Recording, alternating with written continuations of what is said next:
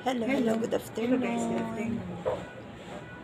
Ang tahiin natin today ay ponda at Ang bidget. tatahiin ko po today ay ang punda at bedsheet. Ayan guys, Ay, okay man para. dalawang ponda, dalawang bidget. Ang bidget ay single size. Ayan po. Single size po ang ponda natin. Ang bidget natin, single size. Ayan, yun ang tatahiin ko today. Tapos, may kasamang ponda po. Yeah. Bedsheet, Ayan guys. single. Yung ponda po ay overlap.